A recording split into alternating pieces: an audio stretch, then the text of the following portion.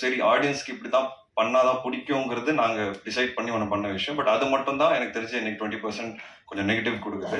அதுவும் நாங்கள் அட்ரஸ் பண்ணி இப்போ இன்னிலேருந்து தியேட்டர்ஸில் ப்ளே ஆகிற ஷோவில் நாங்கள் ஒரிஜினலாக வச்சிருக்கிற கிளைமேக்ஸ் தான் ப்ளே ஆக போகுது. ஸோ அதனால நான் எப்போவுமே சொல்லுவேன், எனக்கு வந்து ஆடியன்ஸ் ஃபீட்பேக்கும் சரி, பத்திரிகை நண்பர்களோட ஃபீட்பேக் வந்து ரொம்ப ரொம்ப இம்பார்ட்டன்ட். அதை எப்போவுமே நான் எடுத்துப்பேன். அண்ட் இன்னிலேருந்து எனக்கு தெரிஞ்சு அந்த கிளைமேக்ஸோட 20% டிசப்பாயின்மெண்ட் இருக்காது.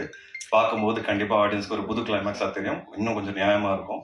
ஸோ அது வந்து அதுதான் பிரவீனோட ஒரிஜினல் வெர்ஷன் ஆக்சுவலின்னு சொல்லுவேன். அதுதான் பியூட்டி ஆஃப் சினிமா. சில டைம் வந்து நம்ம ஒன்று நினைப்போம், பட் ஆடியன்ஸ் ஒன்று சொல்லுவாங்க. நம்ம ஒன்று நினைப்போம், ஆடியன்ஸ் அப்படியே உல்டாவா சொல்லுவாங்க. So I think that's the beauty of cinema. And நாங்கள் எல்லாருமே we all strive every movie, ஒவ்வொரு படமும் வந்து ஆடியன்ஸ்க்கு ஒரு புது என்டர்டெயின்மெண்ட் கொடுக்கணும்னு நாங்கள் ஆசைப்படுறோம். அண்ட் அந்த விதத்தில் வந்து I think Aryan is also achieved. நான் என்ன யோசிச்சு பண்ணேனோ கண்டிப்பாக அதை அச்சீவ் பண்ணியிருக்கேன். என் கரியரில் பிகினிங்ல இருந்து நான் பண்ணுற படங்களில் கொஞ்சம் டிஃப்ரெண்டான ஒரு சில விஷயங்கள் இருக்கிறதுனால எனக்கு எப்பவுமே தியேட்டரில் டீசெண்டாக ஒன்று கிடைக்கும். அப்புறம் சேட்டலைட் காலத்தில் சேட்டலைட்டில் பயங்கரமாக படம் ஓடும் ரிப்பீட்டடாக. அதுக்கப்புறம் திருப்பி பார்த்தீங்கன்னா இப்போ இருக்கிற காலத்தில் எனக்கு தியேட்டர்லையும் டீசெண்டாக போகுது. கண்டிப்பாக ஓடிடி வரும்போது அது இன்னும் ஒரு பெருசாக போகிறதுக்கு உண்டான எல்லா வாட்டியும் எனக்கு வந்து அது நடக்குது. இப்போ எஃப்ஐஆர் வந்து பார்த்தீங்கன்னா தியேட்டர்லையும் நல்லா போச்சு, ஓடிடிலையும் பெருசாக போச்சு. கட்டா குஸ்தி தியேட்டர்லையும் நல்லா போச்சு, ஓடிடியில் மிகப்பெரிய ஹிட் அது. அதே மாதிரி தான் ஆரியனுக்கும் நான் கண்டிப்பாக நடக்கும்னு நான் நம்புறேன். ஏன்னா அது it's been a part of my career. ஏன்னா நான் யூனிக்கான படங்கள் பண்றதுனால ஒரு பர்டிகுலரான ஆடியன்ஸ்க்காக தான் போய் செட் ஆகுது.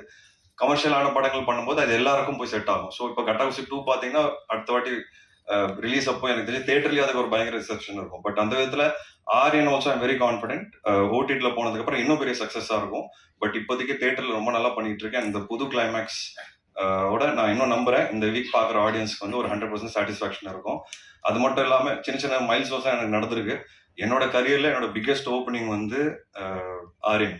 ஸோ அதுவே எனக்கு ரொம்ப சந்தோஷமான விஷயம். அண்ட் நான் பிஸ்னஸ் வைஸாக ஒரு ப்ரொடியூசராக கேட்டிங்கன்னா நான் வந்து நிறைய ஓப்பனாக தான் பேசுவேன். ஸோ எனக்கு வந்து எஃப்ஐஆருக்கும் கட்டா குஸ்திக்கும் நடுவில் தான் இந்த படத்தோட பிஸ்னஸ் போய் நின்று இருக்கு. அண்ட் இன்னும் 1-2 அவென்யூஸ் இருக்கு. சேட்டலைட்லாம் போக ஆரம்பிச்சிச்சு. So very happy about that. And இதெல்லாம் எனக்கு புதுசாக நடந்திருக்கு. எஃப்எம்எஸ் அப்ராட்லையும் பார்த்தீங்கன்னா ஒரு நல்ல ஓப்பனிங் கிடைச்சிருக்கு, என்னோட கரியர் பெஸ்ட்டு. ஸோ இந்த மாதிரி நல்ல நல்ல விஷயங்கள் நடந்திருக்கு இந்த படத்தில். ஸோ இது ஒரு நான் லேர்னிங்காக எடுத்துட்டு இன்னும் நிறைய நல்ல விஷயங்கள் பண்ணணும், நல்ல படங்கள் பண்ணணும்னு நான் ஆசைப்படுறேன். அண்ட் ஆரியன் வந்து ஒரு பயங்கர கஷ்டமான ஒரு film to put it as an edit. ஏன்னா எடிட் வந்து ரொம்ப ரொம்ப காம்ப்ளிகேட்டடான எடிட். ஸோ அந்த விதத்தில் ஐ திங்க் சான் லோகேஷ் வந்து பிரில்லியண்டாக இதுக்கு எடிட்டிங் பண்ணியிருக்கிறாரு. அண்ட் உண்மையாகவே அவர் இந்த படத்தில் போட்ட எஃபர்ட் வந்து பயங்கரமான ஒரு எஃபர்ட். ஏன்னா ரொம்ப ஸ்க்ரீன் பிளே ஓரியன்டட் ஃபில்ம்.